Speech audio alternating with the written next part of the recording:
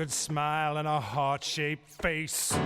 Comes from the West Country where the birds sing bass. Got a house, big heart where we all live and plead and counsel and forgive. Her widow's peak, her lips I've kissed. Glove of bones at her wrist. I've held in my hand her hippie mom and her sad old man. Godly body and its 14 stations. I have embraced her palpitations. Her unborn baby crying mummy against the rubble of her body. Her lovely little eyes I've sipped. Her fingernails all pink and chipped. Her accent, which I'm told is broad, that I have heard has been poured into my human heart and filled me with love up to the brim and killed me and rebuilt me back in you with something to look forward to. Who can ask much more than that? West Country girl with a big fat cat who looks into her eyes of green and meows, he loves you, then meows again.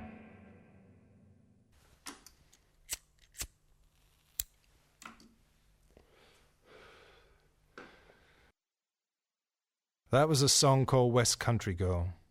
It is a love song. It began in its innocence as a poem written about 2 years ago in Australia where the sun shines. I wrote it with my heart in my mouth, detailing in list form the physical details that drew me toward a particular person, the West Country Girl. It set forth my own personal criteria of beauty, my own particular truth about beauty, as angular, cruel, and impoverished as it probably was. It was a list of things I loved, and in truth, a wretched exercise in flattery designed to win the girl. And it worked. And it didn't work. But the peculiar magic of the love song, if it has the heart to do it, is that it endures where the object of the song does not. It attaches itself to you, and together you move through time. But it does more than that. For just as it is our task to move forward, to cast off our past, to change and to grow, in order to forgive ourselves and each other, the love song holds within it an eerie intelligence all of its own, to reinvent the past and to dump it at the feet of the present. West Country Girl began in innocence and in sunshine as a simple poem about a girl. But it has done what all true love songs must do in order to survive. It has demanded the right to its own identity, its own life, its own truth. I have seen it grow and mutate with time. It presents itself now as a cautionary tale, as a list of ingredients in a witch's brew. It reads as a coroner's report, or a message on a sandwich board worn by a wild-eyed man that states, "The end of the world is at hand." It is a hoarse voice in the dark that croaks, "Beware, beware, beware."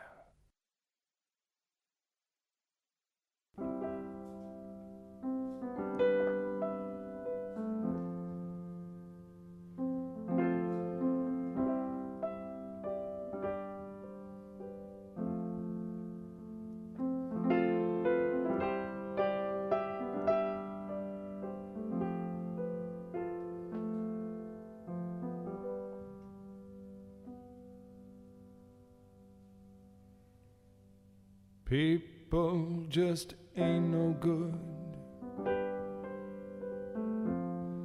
I think that's well understood. You can see it everywhere you look. People just ain't no good. We were married under cherry trees, under blossom we made our vows. All the blossoms come sailing down through the streets and through the playgrounds.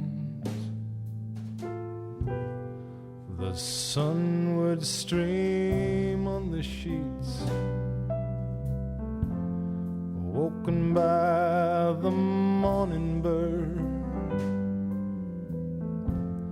We'd buy the Sunday newspapers, never breathe a single word.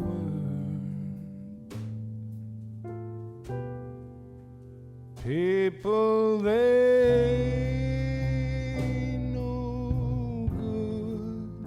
People, they no good. People, they no good at all. The seasons came, the seasons went. The winter stripped the blossom bare.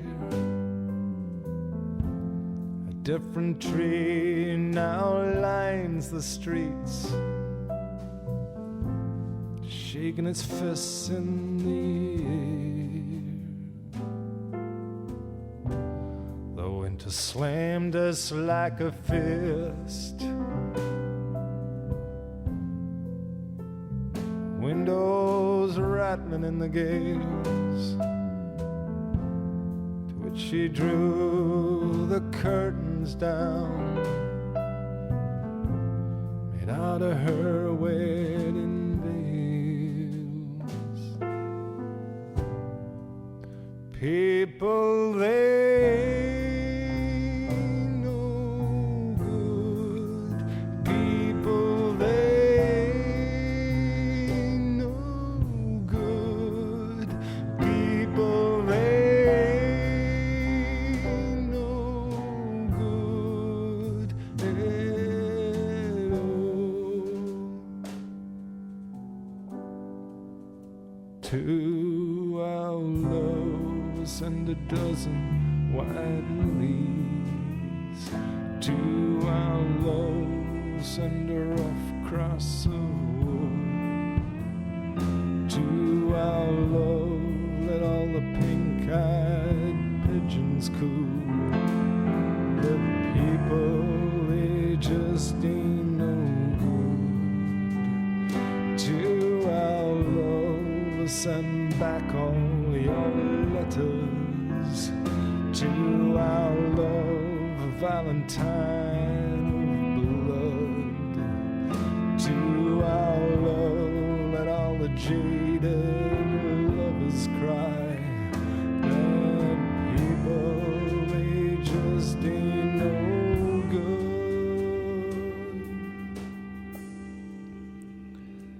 It ain't that in their hearts they're bad,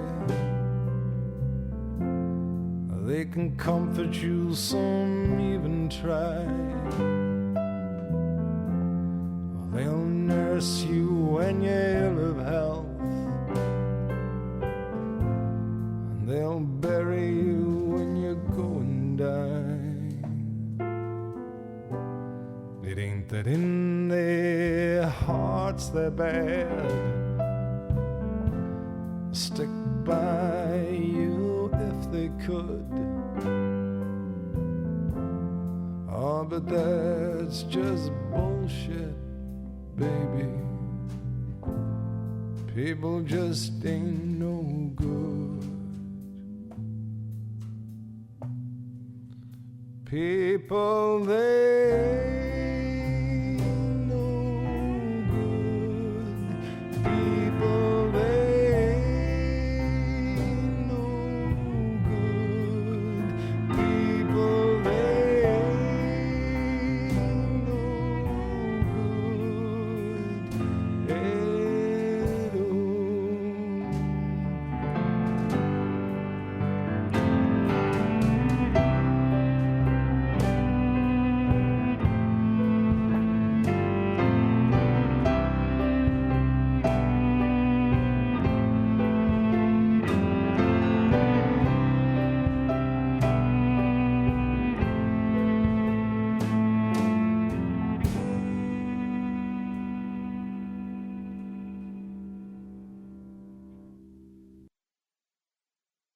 I performed an earlier, more conservative version of this lecture at the Poetry Academy in Vienna last year.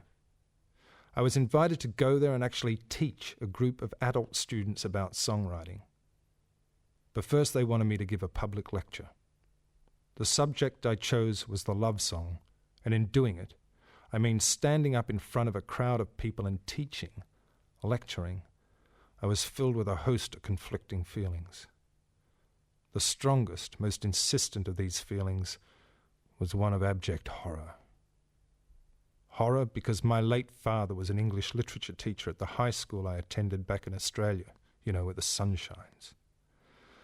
I have very clear memories of being about 12 years old and sitting, as you are now, in a classroom or a hall, watching my father, who would be standing up here where I am standing, and thinking to myself gloomily and miserably, for in the main I was a gloomy and miserable child.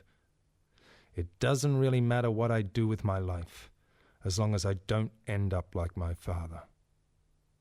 Now at 41 years old, it would appear that there is virtually no action I can take that does not draw me closer to him, that does not make me more like him. At 41 years old, I have become my father. And here I am, ladies and gentlemen, teaching. Looking back over the last 20 years, a certain clarity prevails. Amidst the madness and the mayhem, it would seem I have been banging on one particular drum. I see that my artistic life has centered around an attempt to articulate an almost palpable sense of loss that laid claim to my life. A great gaping hole was blasted out of my world by the unexpected death of my father when I was 19 years old. The way I learned to fill this hole, this void, was to write. My father taught me this, as if to prepare me for his own passing. I found that through the use of language, I was writing God into existence. Language became the blanket that I threw over the invisible man, that gave him shape and form.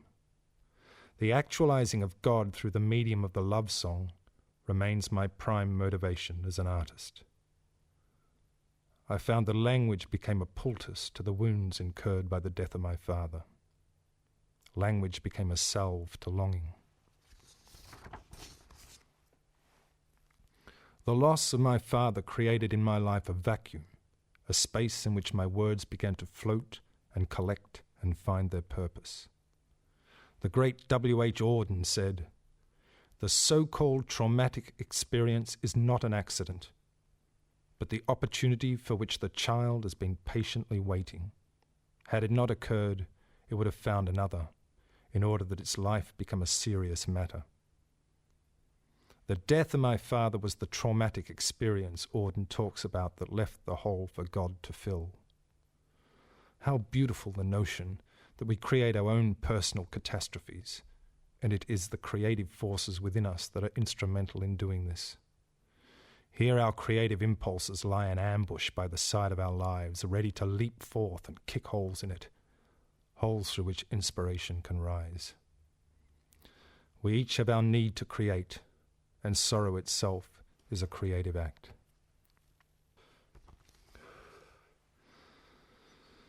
Though the love song comes in many guises, songs of exultation and praise, songs of rage and of despair, erotic songs, songs of abandonment and loss, they all address God. For it is the haunted premise of longing that the true love song inhabits. It is a howl in the void for love and for comfort, and it lives on the lips of the child crying for his mother. It is the song of the lover in need of her loved one, the raving of the lunatic supplicant petitioning his God. It is the cry of one chained to the earth and craving flight, a flight into inspiration and imagination and divinity. The love song is the sound of our endeavours to become godlike, to rise up and above the earthbound and the mediocre. I believe the love song to be a sad song. It is the noise of sorrow itself. We all experience within us what the Portuguese call saudade, which translates as an inexplicable longing, an unnamed and enigmatic yearning of the soul. And it is this feeling that lives in the realms of imagination and inspiration and is the breeding ground for the sad song, for the love song. Saudade, or longing, is the desire to be transported from darkness into light, to be touched by the hand of that which is not of this world. The love song is the light of God, deep down, blasting up through our wounds. In his brilliant lecture entitled The Theory and Function of Duende, Federico Garcia Lorca attempts to shed some light on the eerie and inexplicable sadness that lives in the heart of certain works of art. All that has dark sounds has duende, he says, that mysterious power that everyone feels but no philosopher can explain.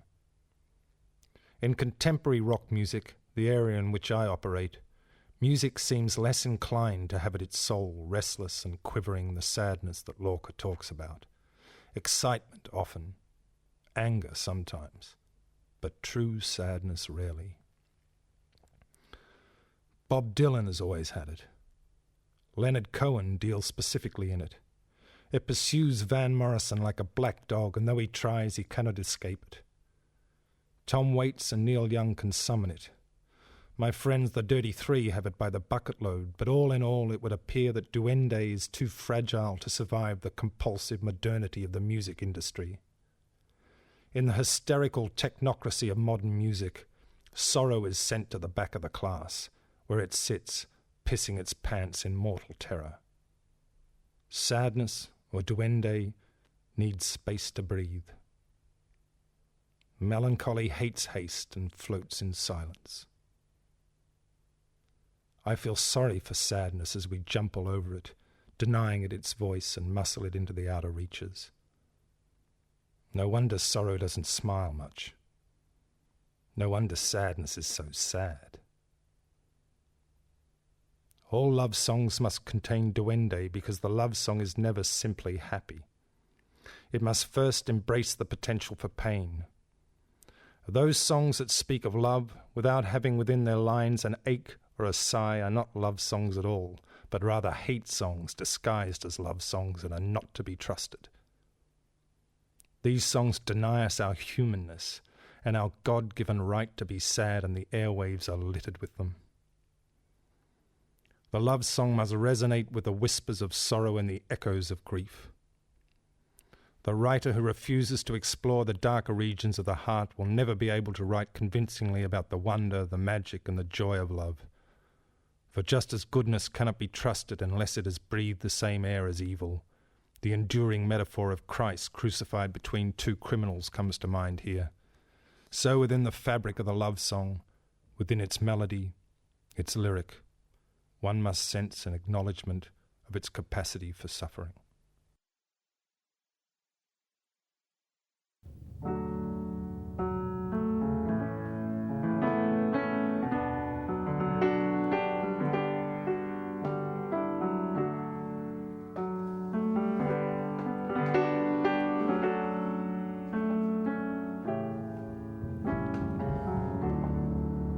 Down the road I look, and there runs Mary, hair of gold and lips like cherries. We go down to the river where the willows weep,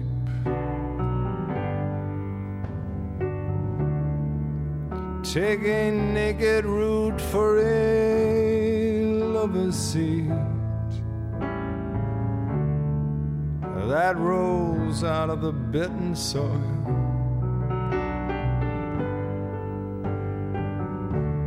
But bound to the ground by creeping ivy coils, oh Mary, you have seduced my soul.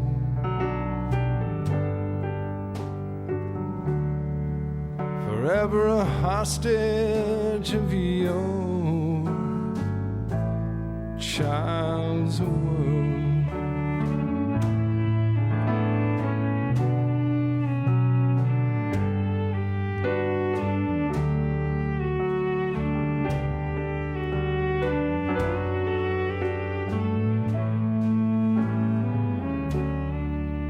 Then I ran tin cup hard along.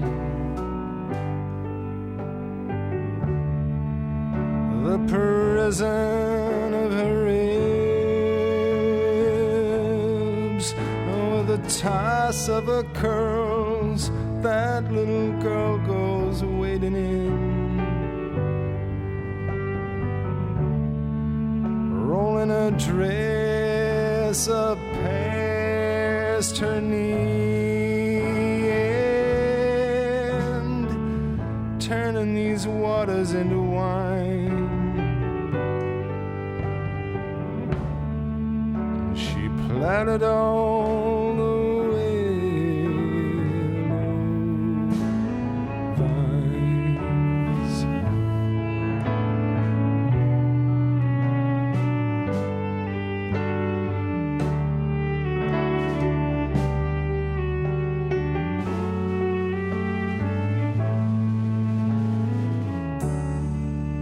Mary in the shallows, laughing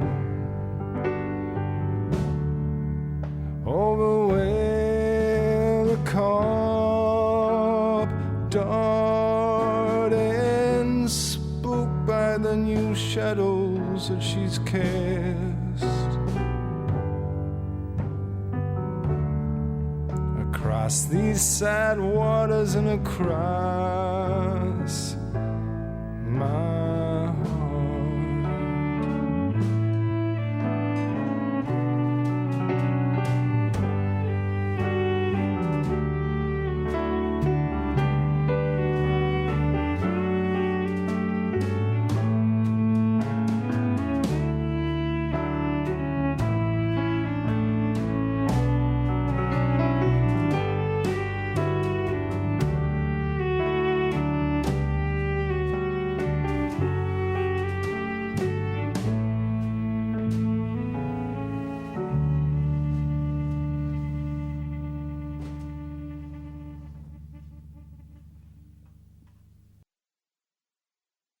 Around the age of 20, I started reading the Bible, and I found in the brutal prose of the Old Testament, in the feel of its words and its imagery, an endless source of inspiration, especially in the remarkable series of love song poems known as the Psalms. I found the Psalms that deal directly with the relationship between man and God, teeming with all the clamorous desperation, longing, exultation, erotic violence, and brutality that I could hope for. The Psalms are soaked in saudade, drenched in duende, and bathed in bloody-minded violence. In a lot of ways, these songs became the blueprint for many of my more sadistic love songs. Psalm 137, a particular favourite of mine, and which was turned into the chart hit by the fab little band Boney M, is a perfect example of this. By the rivers of Babylon, there we sat down, yea, we wept, when we remembered Zion. We hanged our harps upon the willows in the midst thereof. For there they that carried us away captive required of us a song, and they that wasted us required of us mirth, saying, Sing us one of the songs of Zion. How shall we sing the Lord's song in a strange land? If I forget thee, O Jerusalem, let my right hand forget her cunning.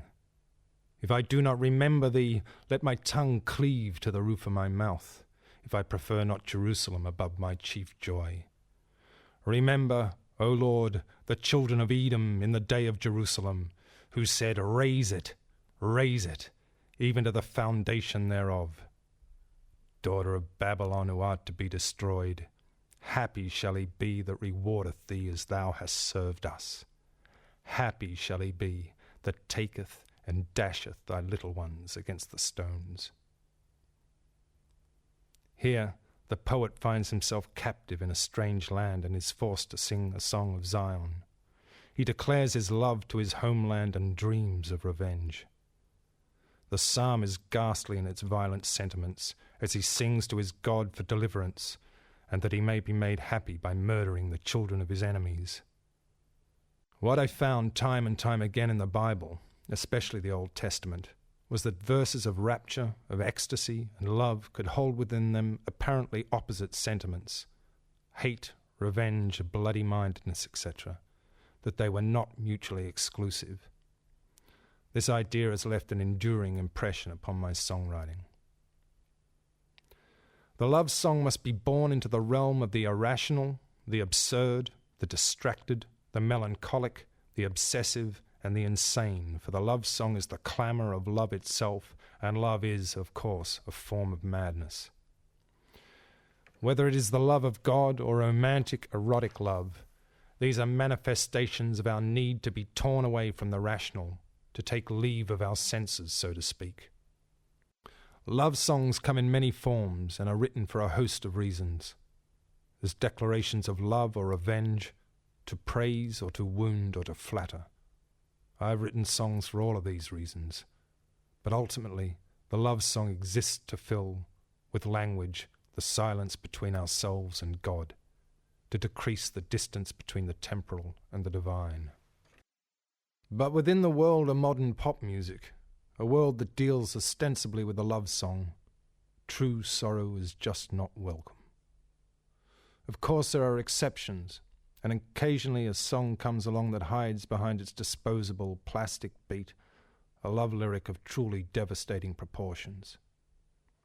Better the Devil You Know, written by the hitmakers Stock, Aitken and Waterman, and sung by the Australian pop sensation Kylie Minogue, is such a song. The disguising of the terror of love in a piece of mindless, innocuous pop music is an intriguing concept. Better the Devil You Know is one of pop music's most violent and distressing love lyrics. Say you won't leave me no more. I'll take you back again. No more excuses, no, 'cause I've heard them all before, 100 times or more. I'll forgive and forget if you say you'll never go, but it's true what they say. It's better the devil you know. Our love wasn't perfect. I know. I think I know the score. You say you love me, oh boy. I can't ask for more. I'll come if you should call. I'll be here every day, waiting for your love to show, 'cause it's true what they say. It's better the devil you know. I'll take you back. I'll take you back again. When Kylie Minogue sings these words, there is an innocence to her voice that makes the horror of this chilling lyric all the more compelling. The idea presented within this song, dark and sinister and sad, that love relationships are by nature abusive, and this abuse, be it physical or psychological, is welcomed and encouraged, shows how even the most seemingly harmless of love songs has the potential to hide terrible human truths.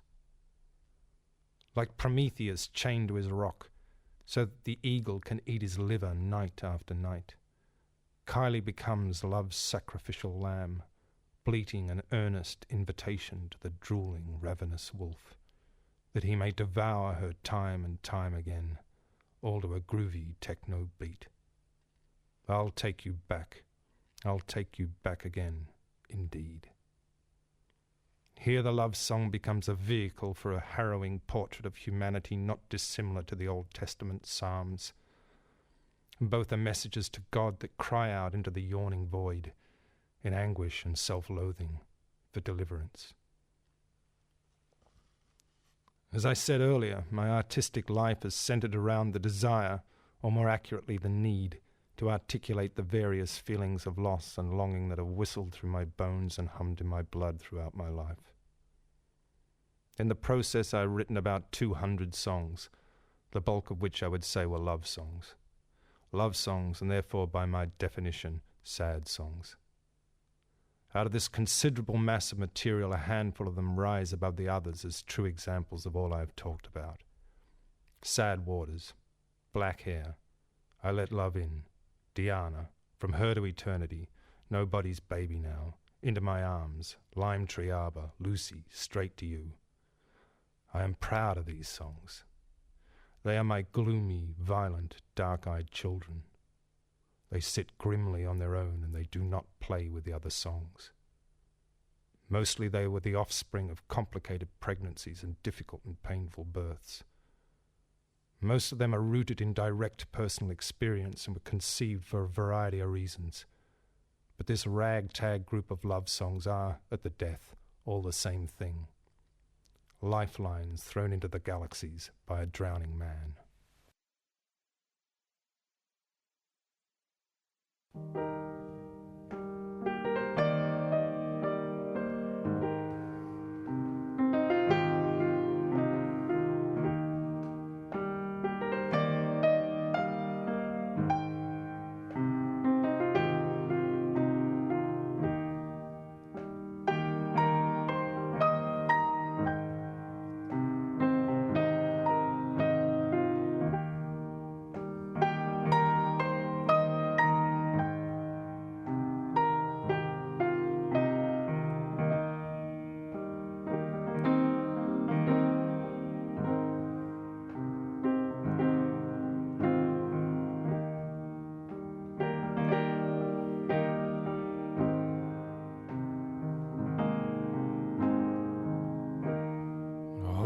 This letter in my hand, a plea, a petition, a kind of prayer. I hope it does as I have planned. Losing her again is more than I can bear. I kiss the cold white envelope, I press my lips against her name. 200 words, we live in hope. The sky hangs heavy with rain. Love letter, love letter. Go get her, go get her.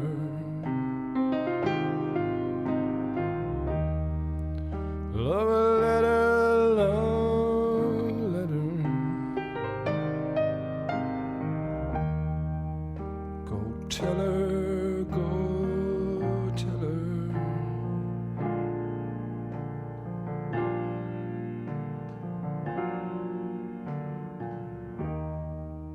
A wicked wind whips up the hill, handful of hopeful words. I love her and I always will. The sky is ready to burst. Said something I did not mean to say. Said something I did not mean to say. Said something I did not mean to say. It all came out the wrong way. Love letter, love letter.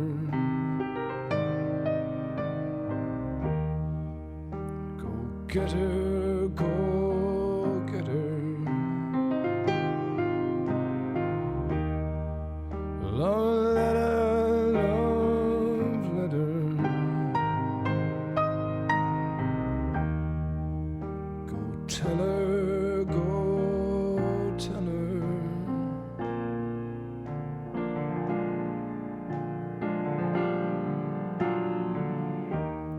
Rain your kisses down upon me.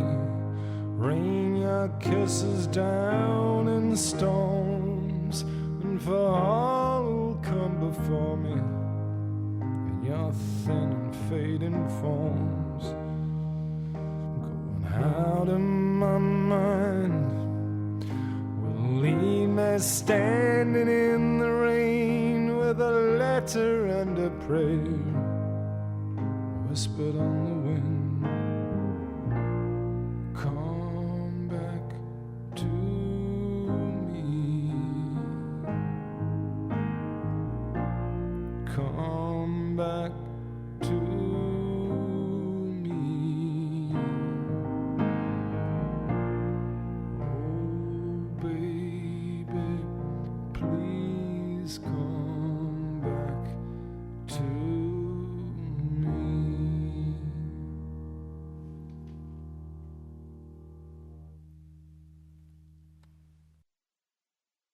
The reasons why I feel compelled to write love songs are legion.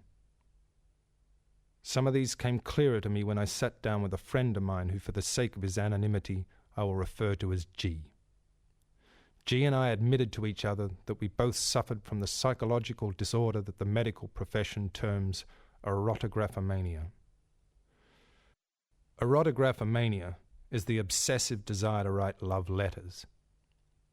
G shared with me the fact that he had written and sent, over the last 5 years, more than 7,000 love letters to his wife. My friend looked exhausted and his shame was almost palpable. We discussed the power of the love letter and found that it was, not surprisingly, very similar to the love song. Both served as extended meditations on one's beloved. Both served to shorten the distance between the writer and the reciprocant. Both held within them a permanence and power that the spoken word did not. Both were erotic exercises in themselves. Both had the potential to reinvent, through words, like Pygmalion with his self-created lover of stone, one's beloved. But more than that, both had the insidious power to imprison one's beloved, to bind their hands with love lines, gag them, blind them. For words become the defining parameter that keeps the image of the loved one imprisoned in a bondage of poetry. I have taken possession of you, the love letter, the love song whispers, forever. These stolen souls we set adrift like lost astronauts floating for eternity through the stratospheres of the divine. Me, I never trust a woman who writes letters, because I know that I myself cannot be trusted. Words endure, flesh does not. The poet will always have the upper hand. Me, I'm a soul catcher for God. Here I come with my butterfly net of words. Here I catch the chrysalis. Here I blow life into their bodies and hurl them fluttering to the stars and the care of God. I'd like to look finally at a song I wrote for the Boatman's Call album. It is called Far From Me, and I have a few things to tell you about it. Far From Me took 4 months to write, which was the duration of the relationship it describes. The first verse was written in the first week of the affair and is full of all the heroic drama of new love as it describes the totality of feeling whilst acknowledging its parallel pain. For you I'm dying now. It sets the two lover heroes against an uncaring world, a world that fucks everybody over, and brings in the notion of the physical distance suggested in the title. Verse 1, and all is well in the garden. But the thing is, Far From Me had its own agenda, and was not about to allow itself to be told what to do. The song, as if awaiting the inevitable traumatic experience, simply refused to let itself be completed until the catastrophe had occurred. Some songs are tricky like that, and it is wise to keep your wits about you when you're dealing with them. I find more often than not that the songs I write seem to know more about what's going on in my life than I do. I have pages and pages of final verses for this song, written while the relationship was still sailing happily along. One such verse went, "The camellia, the magnolia, have such a pretty flower, and the bell from St. Mary's informs us of the hour." Pretty words, innocent words, unaware that any day the bottom was about to drop out of the whole thing.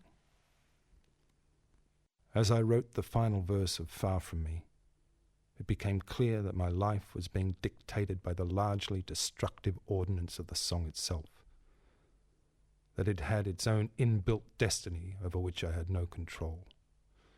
In fact, I was an afterthought, a bit-part player in its sly, mischievous, and finally malicious vision of how the world should be. Love songs that attach themselves to actual experience, that are a poeticizing of real events, have a spooky beauty unto themselves. They stay alive in the same way that memories do, and being alive they grow up and undergo changes and develop. If a song is too weak to do that, If it is lacking in sufficient stamina and will to endure, sadly it will not survive. You'll come home one day and find it dead in the bottom of its cage. Its soul will have been reclaimed, and all that will remain is a pile of useless words. A love song such as Far From Me demanded a personality beyond the one I originally gave it, with the power to influence my own feelings and thoughts around the actual event itself. The songs that I have written that deal with past relationships have become the relationships themselves, heroically mutating with time and mythologizing the ordinary events of my life, lifting them from the temporal plane and blasting them way into the stars. As the relationship itself collapses, whimpering with exhaustion, the song breaks free of it and beats its wings heavenward. Such is the singular beauty of songwriting. 20 years of songwriting have now passed, and still the void gapes wide. Still the inexplicable sadness, the duende, the saudade, the divine discontent persists, and perhaps it will continue until I see the face of God himself. But when Moses desired to see the face of God, he was answered that he may not endure it, that no man can see the face of God and live. While me, I don't mind. I'm happy to be sad. For the residue cast off in this search, the songs themselves, my crooked brood of sad-eyed children rally around, in their way protect me, comfort me, and keep me alive. They are the companions of the soul that lead it into exile, that sate the overpowering yearning for that which is not of this world. The imagination demands an alternate world, and through the writing of the love song, one sits and dines with loss and longing, madness and melancholy, ecstasy, magic and joy, with equal measure of respect and gratitude.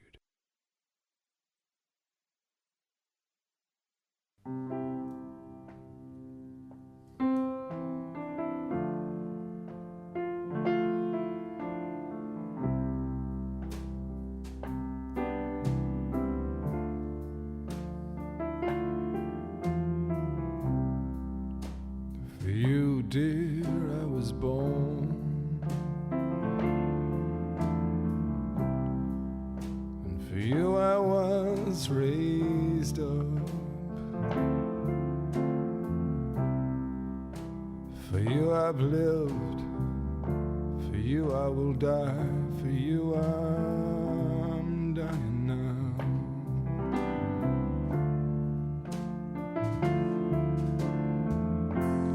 You are my main little lover,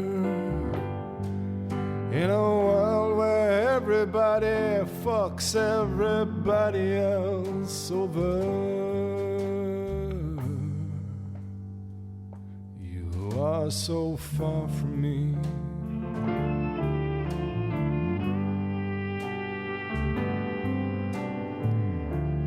far from me.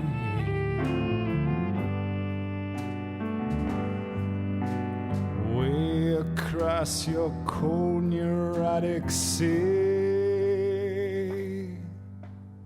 far from me.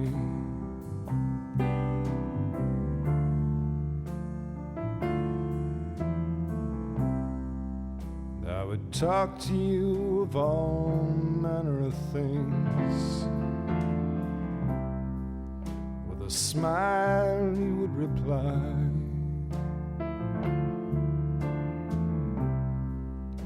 the sun would leave that pretty face, and you'd retreat from the front of your eyes.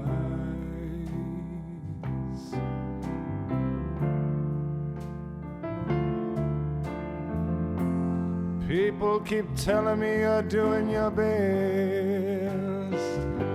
Well, I hope your heart's beating happy, baby, in your infant breast. You are so far from me,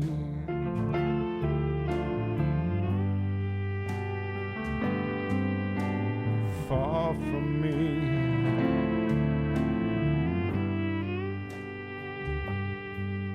so far from me.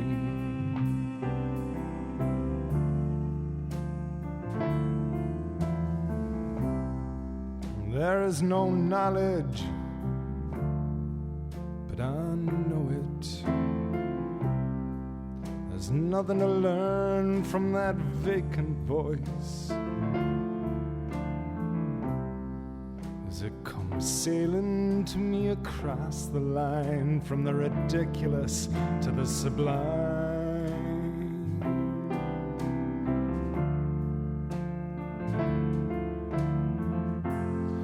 It's good to hear you're doing so well, but really can't you find somebody else that you can ring and tell? Did you ever care for me?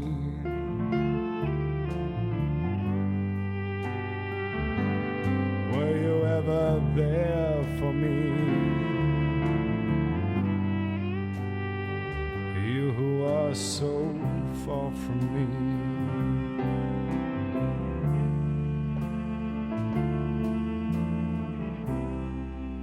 You told me you'd stick by me through the thick and through the thin. Oh, those were your very words, my fair weather friend.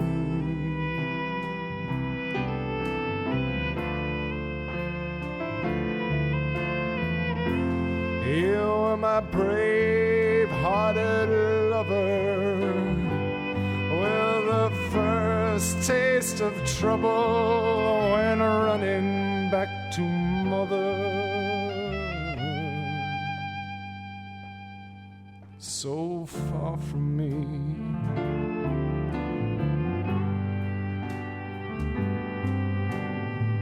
Far from me.